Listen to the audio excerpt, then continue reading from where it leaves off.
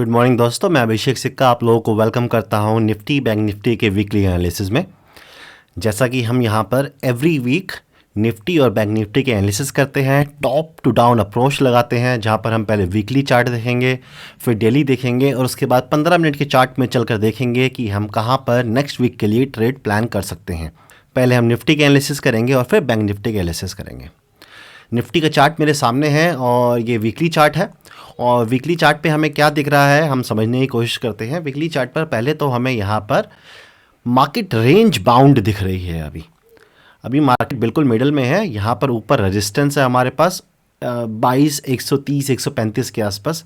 अब 22 150 पकड़ लीजिए रफली। और यहाँ पर नीचे हमारे पास हम इस लेवल को सपोर्ट मानेंगे जो लास्ट लो लगा है 21 150 का। तो हमारे पास ये रेंज निकल के आती है। ये रेंज करीब 1000 पॉइंट की रेंज है हमारे पास और इसके मिडिल एरिया के ऊपर मार्केट ट्रेड कर रहा है। ये है मिडिल एरिया।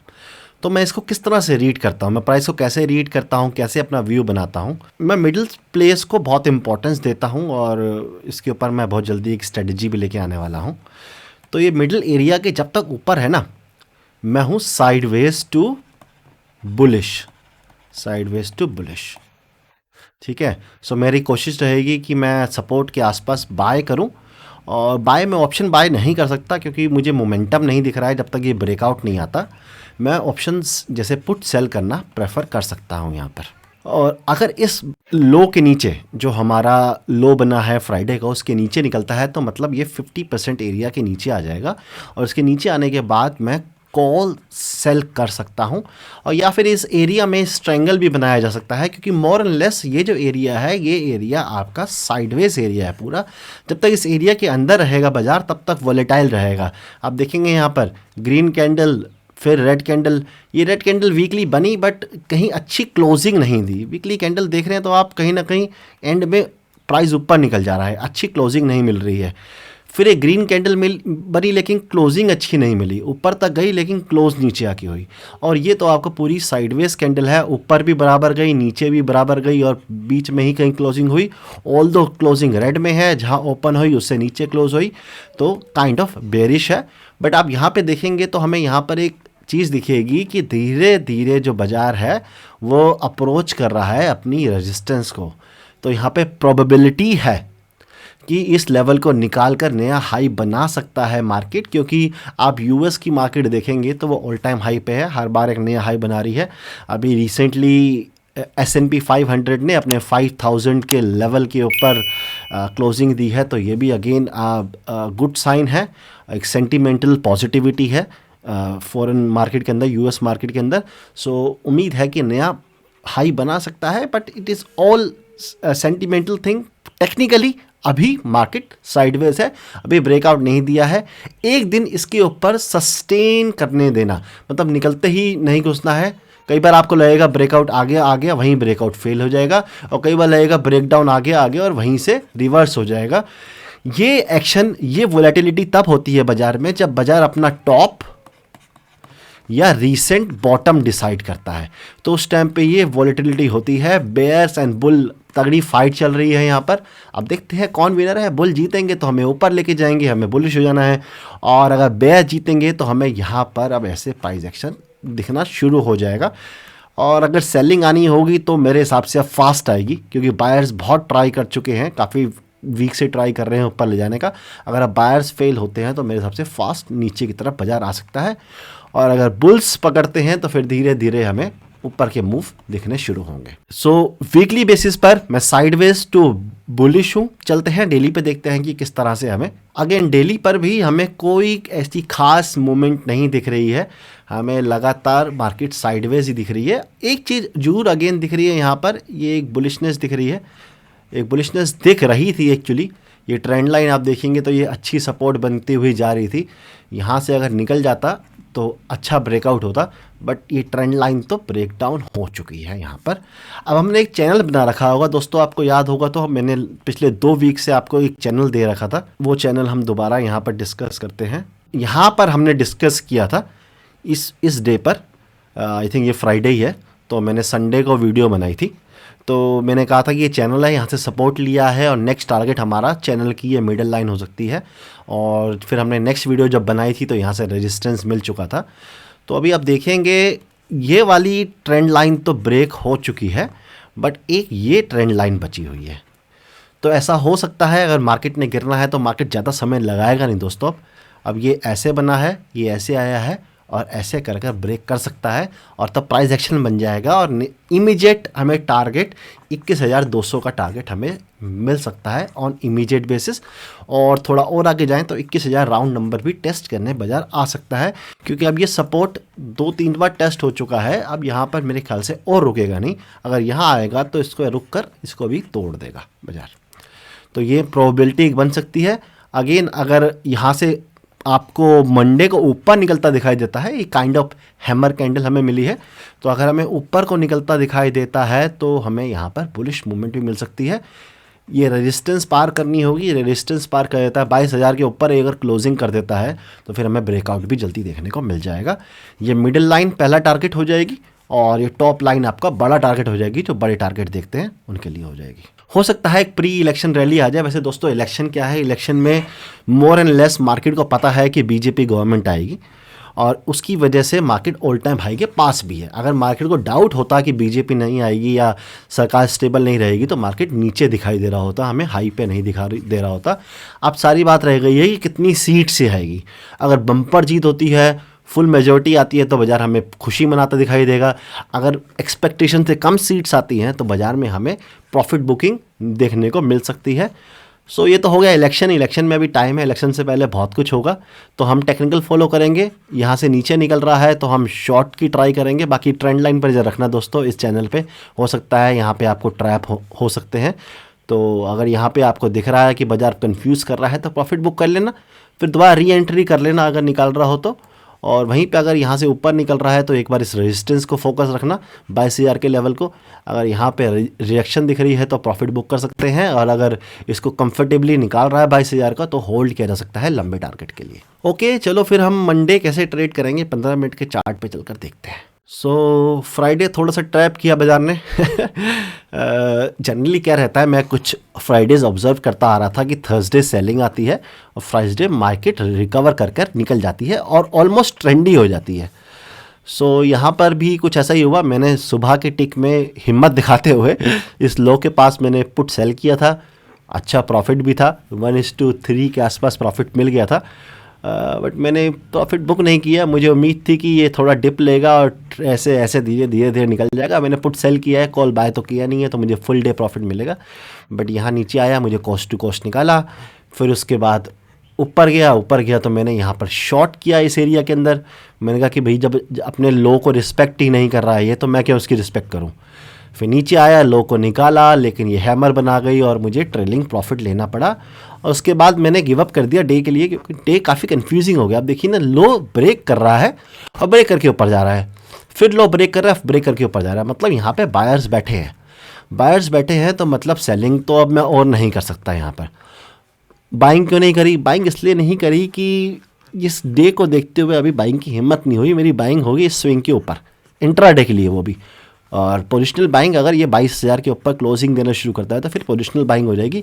इंट्रा डे के लिए अगर ये कल का हाई निकाल रहा है, यहाँ पे मार्केट ओपन हो रहा है, कुछ टाइम या तो नीचे सस्टेन करके हाई निकाले तो मैं बुलिश होऊंगा, या फिर सुबह निकाल कर यहाँ सस्टेन कर जाए तो मैं बुलिश होऊंगा, या फिर बड़ा गैप अप हो जाए तो यहाँ पे थोड़ा सा रिट्रेसमेंट हो, टाइम बिताए और फिर जब ये निकाल रहा होगा अपने स्विंग को तो फिर मैं बुलिश होऊंगा। ये मेरा सिनेरियो है मंडे के लिए। अगर फ्लैट ओपनिंग होती है तो मैं जब तक ये लो नहीं निकलता है, ये एटलीस्ट ये लो नहीं निकलता है, 21,700 नहीं पार होता ना नीचे की तरफ, मैं बेरिश नहीं होने वाला हूँ। मैं वेट करूँगा क्या कर रहा है बाजार यहाँ पर। अगर प्राइस एक्शन बना के नीचे आ रहा है तो मैं सेल करना पसंद करूँगा, और यहाँ पर होल्ड कर कर अगर थोड़ी देर आधा पौना घंटा होल्ड कर जाए और फिर ये निकाल रहा है हाई तो मैं बुलिश हो जाऊँगा। यहाँ पर बड़ा गैप डाउन हो जाए, अगर बड़ा गैप डाउन हो जाए तो मेरे हिसाब से दोस्तों फिर शायद मार्केट नीचे की तरफ सेलिंग के लिए आ सकता है। एक पैनिक सेलिंग आ सकती है अगर ये लेवल क्रॉस होते हैं तो। इतना ही है मंडे के लिए। बाकी मंडे थोड़ा ओपनिंग पर चलेगी। बुलिश होगा तो ओपनिंग अपने आप ऊपर हो जाएगी और बेरिश होगा तो ओपनिंग नीचे हो जाएगी। और हमें मेरे हिसाब से जिस तरफ ओपनिंग होगी ना, गैप अप या गैप डाउन के साथ थोड़ा बड़ा, मतलब 50 पॉइंट से ज़्यादा का गैप अप गैप डाउन, उस तरफ के लिए मैं ज़्यादा प्रिपेयर रहूँगा। 21,700 के नीचे मैं बेरिश हूँ और 21,800 के ऊपर अगर रहता है तो मैं बुलिश हूँ। 700 से 800 मेरे लिए वॉलेटाइल एरिया है, मैं ज़्यादा कुछ करना पसंद नहीं करूँगा। हो सकता है मैं स्ट्रेंगल बना के छोड़ दूँ और डे एंड में अगर यहीं टिका रह गया तो एक छोटा प्रॉफिट मुझे मिल सकता है। बैंक निफ्टी देख लेते हैं, अगेन वही करेंगे, टॉप टू डाउन अप्रोच रखेंगे। पहले वीकली देखेंगे, फिर डेली, फिर 15 मिनट्स में। बैंक निफ्टी जैसे हमेशा डिस्कस करते आए हैं कि थोड़ा वीक है, निफ्टी के मुकाबले ज़्यादा वीक है। ऑल्दो ये भी एक रेंज में आ गया है, इनसाइड कैंडल्स बन गई है। ये बड़ी रेड कैंडल के अंदर ये ग्रीन कैंडल है और ये भी अंदर ही ग्रीन कैंडल है। तो यहाँ पे बाज़ार डिसाइड कर रहा है कि उसे किस तरफ जाना है। ये जो एरिया है 46,000 के ऊपर मान लीजिए कि मार्केट थोड़ी बुलिश हो सकती है बैंक निफ्टी, और अगर 45,000 के नीचे क्लोजिंग देना शुरू करता है तो फिर यहाँ पर नीचे आ सकता है 44,000 और 43,000 तक भी नीचे की तरफ फास्ट मूव हमें देखने को मिल सकता है।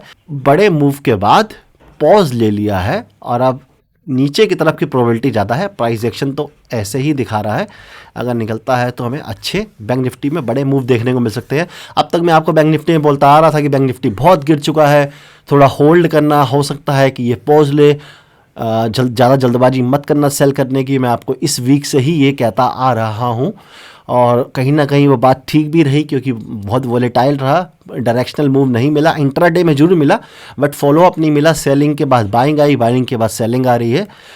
अब मैं कह रहा हूँ कि नेक्स्ट वीक से हमें डायरेक्शनल मूव मिल सकता है बैंक निफ्टी के अंदर, क्योंकि एक लंबे मूव के बाद 2 वीक बिता लिए हैं। अब हो सकता है कि एक तरफ निकलता दिखाई दे। निफ्टी मुझे थोड़ा सा कन्फ्यूजिंग लग रहा है, लेकिन बैंक निफ्टी निकलेगा तो हमें एक बड़ा मूव यहाँ पे दे सकता है। डेली में चलते हैं, देखते हैं कैसे कर सकते हैं इसको हम ट्रेड। अगेन डेली में देखेंगे, ये एरिया तो एक रेजिस्टेंस की तरह एक ट्रेंड लाइन बनती आ रही है, तो हमें इसके ऊपर एक नज़र रखनी पड़ेगी कि यहाँ से ऊपर जाकर यहाँ पे रिजेक्शन ले रहा है या यहाँ से ब्रेक कर रहा है। इसको ब्रेक करेगा तो अच्छा मूव मिल सकता है ऊपर की तरफ, और अगर यहीं पे रेजिस्टेंस लेता है तो नीचे आ सकता है। और अगेन गैप डाउन भी अगर हो जाता है दोस्तों तो ये नीचे निकल जाएगा। मुझे नहीं लगता कि अब bank Nifty gap down survive करेगा।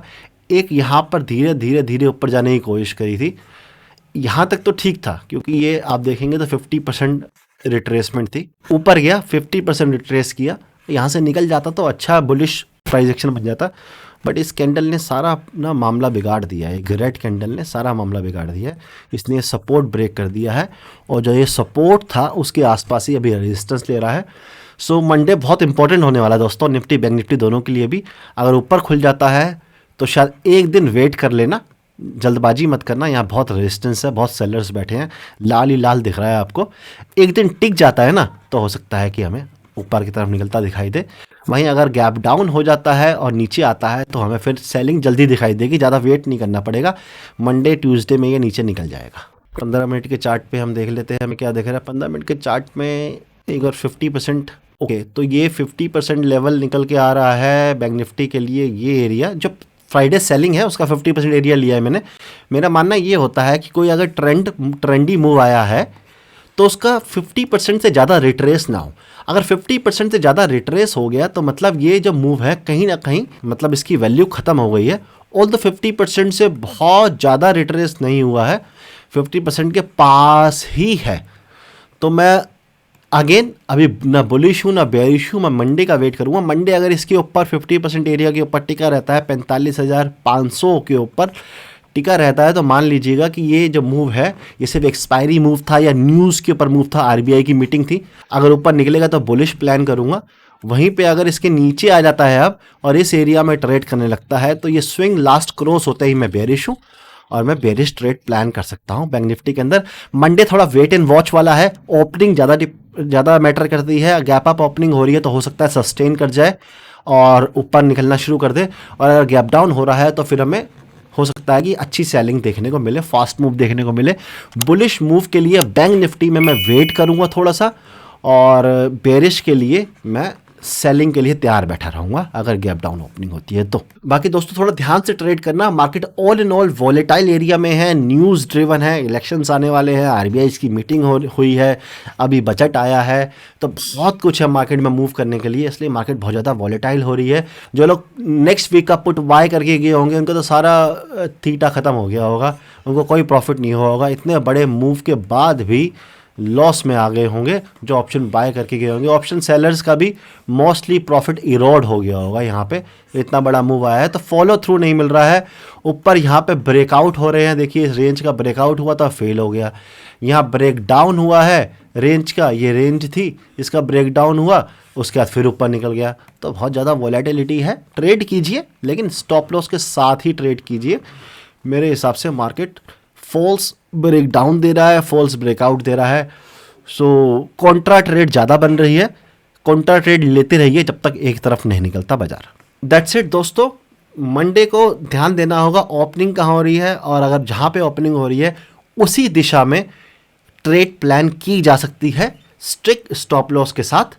और जब तक एक साइड ब्रेकआउट या ब्रेक डाउन नहीं होता हम बहुत बड़ा प्रॉफिट टारगेट नहीं करेंगे, छोटे प्रॉफिट से खुश रहेंगे, और जब ब्रेकआउट या ब्रेक डाउन होगा तो बड़ा प्रॉफिट प्लान करेंगे। वो मैं अगर नेक्स्ट वीक तक नहीं हुआ तो मैं आपको आके अपडेट कर ही दूंगा। अच्छा लगा हो एनालिसिस तो लाइक कर देना, कमेंट में मुझे बताना आपके कोई क्वेश्चन कोई क्वेरी हो तो। That's all from my side, thank you so much for your time, have a nice day है, टाटा बाय बाय।